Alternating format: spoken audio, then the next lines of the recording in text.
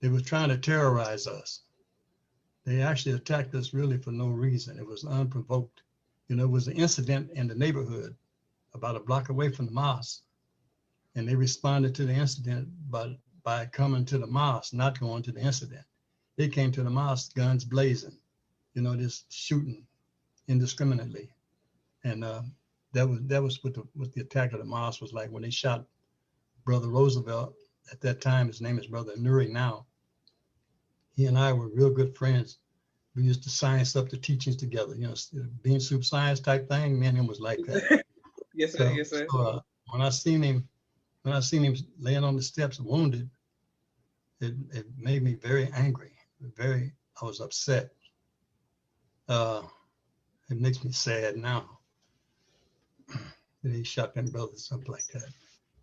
But anyway, I went out of the staircase where he was laying wounded, and when I stepped out, the police was blasting their guns, and just walked right around to the main entrance of the mosque, and it was the devil that already got into the mosque. Luke now didn't know that though. Got all the way into the mosque, and when I went to the door to go into the mosque, he was coming out with his gun in his hand, and he was getting ready to drop it down on me. And I just reached up and grabbed his wrist, pushed it up, and we just danced. You know, we danced. You know, I wasn't gonna let him shoot me. Yes, sir. He wasn't gonna let me shoot him. So we was going toe to toe, and just bit by bap, you know, and just kept on going until it ended.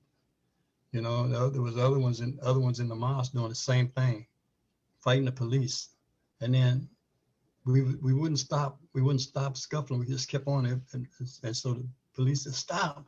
We weren't gonna stop because I felt like if the cat had got his hand loose, he was gonna shoot me.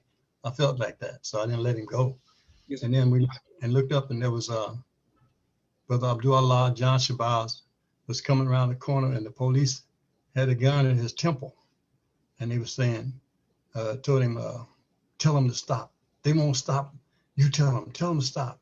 So then they hollered at us, if you don't, we're gonna shoot him. So we looked up and saw that they had Abdullah jacked up like that. So we stopped. We shouldn't have, actually, we really should have kept on. We should have just died. But it wasn't Allah's will for that to happen like that. So we stopped, and that was it. I mean, that wasn't it, but that was the end of the physical tussle. And then they had us laying on the ground, and the National Guard came in. It's two different incidents. Sometimes I get mixed up on which story I'm telling, but the National Guard